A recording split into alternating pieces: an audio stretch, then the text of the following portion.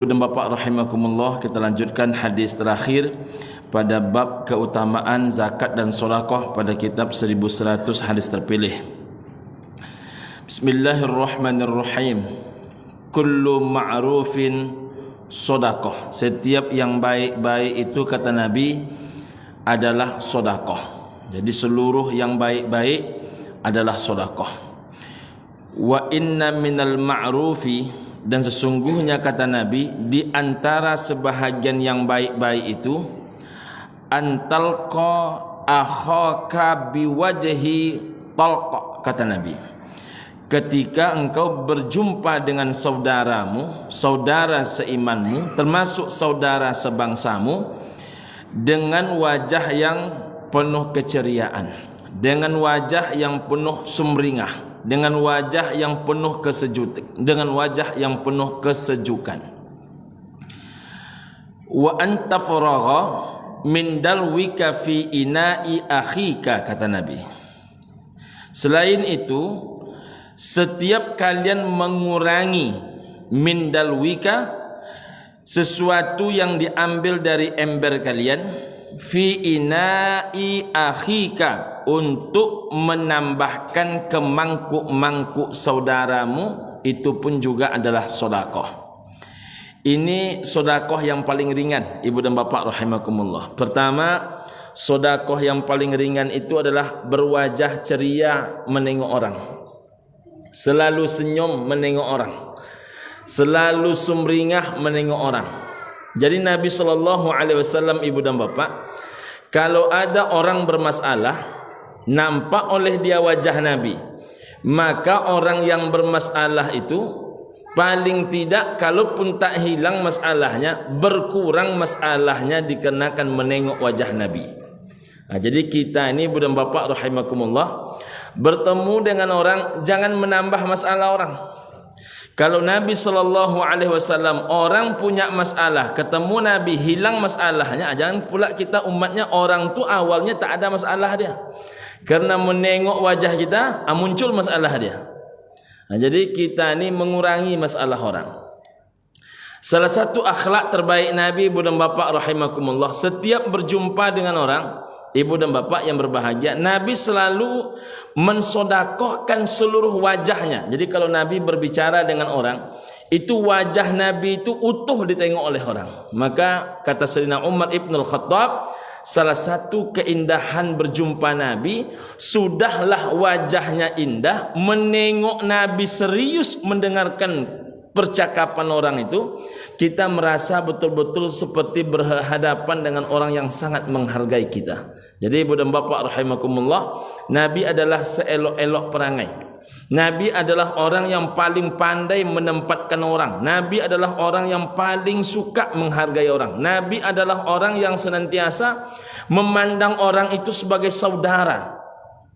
Walaupun Ibu dan Bapak, ada masa-masa tertentu antara kita dengan orang lain ini ada perbedaan, tapi kecintaan itu mengalahkan, Ibu dan Bapak rahimakumullah, perbedaan. Nah, jadi Ibu dan Bapak rahimakumullah, suatu kali sebagaimana kita ketahui, Kiai Haji Idam Khalid itu Nahdlatul Ulama, sedangkan Buya Hamka Muhammadiyah. Diundang Buya Hamka oleh Kiai Haji Idam Khalid, diminta bertausiah. Setelah bertausiah lalu berdiskusi. Habis malam datanglah subuh, diminta Buya Hamka menjadi imam di tempat Kiai Haji Idam Khalid. Hebatnya Ibu dan Bapak rahimakumullah, di tempat Kiai Haji Idam Khalid, Buya Hamka tidak membaca Buya Hamka justru membaca doa kunut. Padahal Buya Hamka sehari-hari tidak melaksanakan kunut. Suatu kali Kiai Haji Idam Khalid diundang lagi oleh Buya Hamka ke tempatnya pula.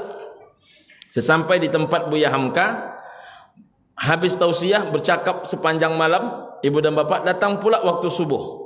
Dimintalah Kiai Haji Idam Khalid menjadi imam. Rupanya ketika Kiai Haji Idam Khalid menjadi imam di tempat Buya Hamka, beliau justru tidak berkunut. Mengapa tidak berkunut?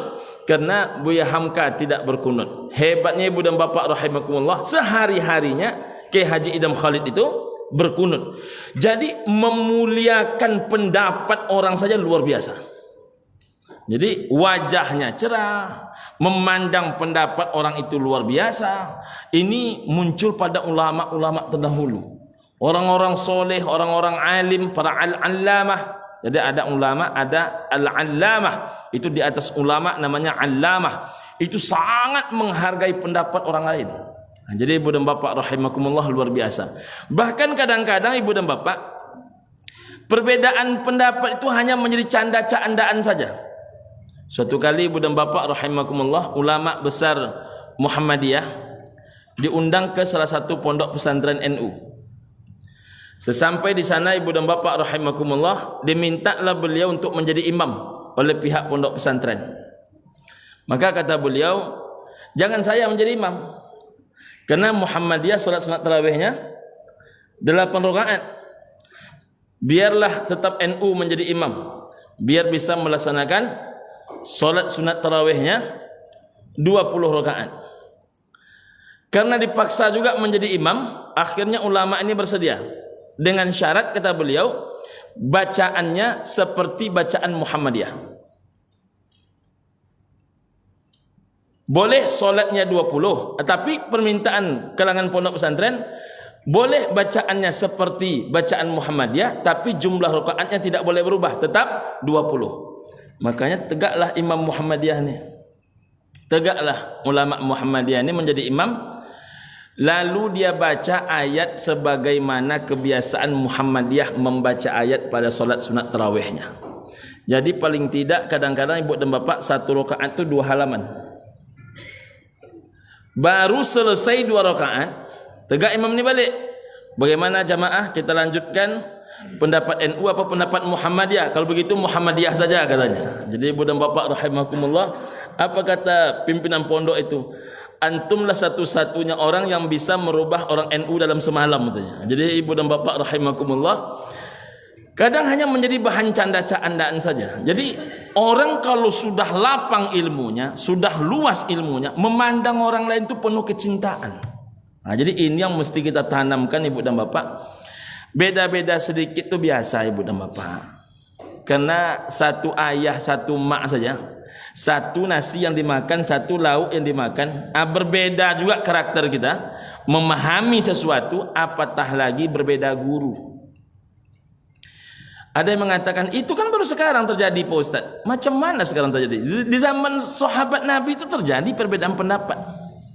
Kalau ibu dan bapak menengok beberapa contoh perbedaan pendapat di zaman sahabat Nabi, datang jamaah kepada Sayyidina Ali bin Abi Thalib. Wahai Sayyidina Ali, haji yang betul yang mana, kata dia?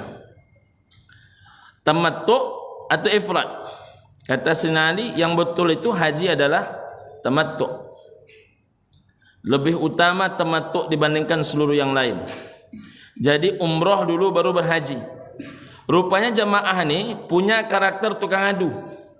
Jadi tukang adu itu bukan terjadi sekarang, Pak. Zaman dulu pun sudah terjadi. Ditemuinya pula Sayyidina Utsman. Wahai Sayyidina Utsman, mana yang paling afdal haji itu? Tamattu apa ifrad? Kata Sayyidina Utsman, ifrad. Kok bisa begitu? Rupanya diadu pendapatnya. Yang satu Ali, yang satu Utsman, yang satu menantu Nabi, yang satu menantu Nabi, yang satu ahli syurga, yang satu ahli syurga, yang satu khulafaur rasyidin, yang satu khulafaur rasyidin. Tak satu pun yang tidak memiliki kesamaan posisi. Mana yang lebih betul pendapatnya? Ibu dan bapak rahimakumullah, ditanya kepada Ali, wahai Ali, kata Utsman, yang betul itu ifrad, bukan tamattu. Kata Ali, macam mana bisa lebih betul ifrad daripada tamattu? Nabi saja melaksanakan tamattu. Nabi itu umroh dulu baru berhaji. Disampaikan lagi kepada Utsman. Rupanya kata Ali, wahai Utsman, yang betul itu tamattu. Karena Nabi saja mengerjakan tamattu. Jamaah Indonesia ini 90% tamattu. Apa kata Sayyidina Ali apa kata Sayyidina Utsman bin Affan? Betul, Nabi melaksanakan tamattu karena Nabi hanya sekali haji. Kalau Nabi 2 kali haji, saya yakin 100% kata Utsman bin Affan, pasti Nabi melaksanakan ifrad. Karena tidak mungkin yang wajib kalah oleh yang sunat. Tentu dahulu haji daripada umrah. Berbeda pendapat lah. Jadi kalau menurut pendapat jamaah Al-Firdaus, mana yang betul? Ali atau Utsman? Jadi kalau Ali betulkah Ali, salah Utsman? Jadi ibu dan bapa rahimakumullah, suatu kali bertemu kedua-duanya. Wahai Ali, wahai Utsman, kata Ali bin Abi Thalib, bagaimana engkau mengatakan lebih betul ifrad, sedangkan yang dibuat oleh Nabi itu tamattu? Betul, kata Utsman bin Affan, betul yang dibuat oleh Nabi itu tamattu. Tapi kan Nabi cuma sekali haji. Kalau 2 kali, tak mungkin Nabi mendahulukan yang sunat daripada yang wajib. Jadi macam mana solusinya? Solusinya begini saja, supaya kita tidak nampak berbeda pendapat. Itu solusi. Engkau lakukan apa yang engkau yakini, aku kerjakan apa yang aku yakini. Apa kata Ali bin Abi Thalib? Aku akan kerjakan apa yang aku yakini, syaratnya engkau ikut apa yang aku yakini. Kan lebih karih itu. Akhirnya apa yang terjadi? Utsman bin Affan ikut pendapat Ali bin Abi Thalib untuk menjaga persaudaraan. Kalau sahabat saja begitu berbeda pendapat, mengapalah awak bercokak-cokak? Jadi ibu dan bapa rahimakumullah, begitulah orang kalau sudah sampai ke tingkat berilmu. Jadi kalau ada perbedaan pendapat sedikit-sedikit, perbanyak senyum. Perbanyak senyum, karena senyum itu adalah sedekah. Cerah wajah itu adalah sedekah.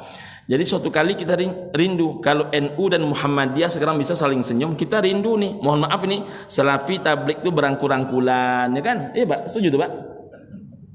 Ini ada yang nak setuju, nampak setuju nak nih.